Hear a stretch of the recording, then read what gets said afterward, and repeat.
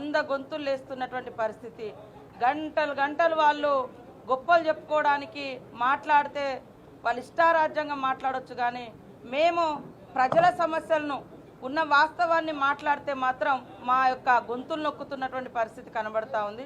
నిన్న రాజగోపాల్ రెడ్డి గారి గురించి చూస్తే గతంలో కూడా, ఎందుకంటే తెలంగాణ తెచ్చుకున్నదే ఈ ప్రాంత ప్రజల యొక్క మరి జీవన ప్రమాణాలను పెంచడం కోసము, అదేవిధంగా కాంట్రాక్టర్లు కావచ్చు, వ్యక్తులు కావచ్చు, రియల్ ఎస్టేట్లు కావచ్చు, ఏదైనా కూడా ఇక్కడ సంపద ఇక్కడ ప్రజలకు చెందాలనే మనం తెచ్చుకున్నాం.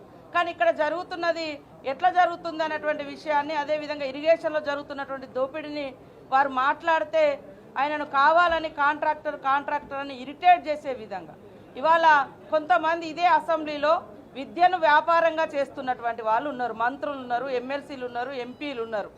మరి వాళ్ళకి ఎందుకు అవకాశం ఇస్తా ఉన్నారని అడుగుతున్నా. రియల్ ఎస్టేట్ చేసుకుంటున్నారు, కబ్జాలు చేస్తున్నారు, సెటిల్మెంట్లు చేస్తున్నారు. ఇలాంటి వాళ్ళ గురించి మాట్లాడే అవకాశమేమో మాకు లేదు.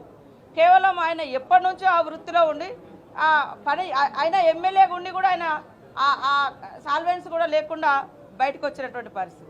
కానీ కావాలని సబ్జెక్టును డైవర్ట్ చేసి ఆయన మాట్లాడిన దాంట్లో ఇరిగేషన్లో జరిగినటువంటి దోపిడీ కానీ, బొగ్గు టెండర్లో జరిగినటువంటి స్కామ్ గురించి మాట్లాడితే కావాలని డైవర్ట్ చేసి మరి వారి మీదకి 100 మంది ఎగబడ్డటువంటి పరిస్థితి. నిన్న దాన్ని మేమందరం కూడా తీవ్రంగా ఖండిస్తూ ఉన్నాం. ఖచ్చితంగా అందరము ఏ ఒక్క సభ్యునికి అవమానం జరిగినా అందరము కలిసికట్టుగా పోరాటం చేస్తామని ఈ సందర్భంగా తెలియజేస్తా ఉన్నాం.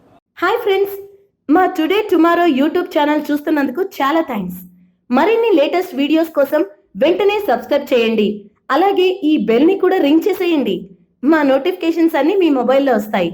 అలాగే మా వీడియోస్ మీకు నచ్చితే లైక్ చేయండి, షేర్ చేయండి, నచ్చకపోతే కామెంట్ చేయండి.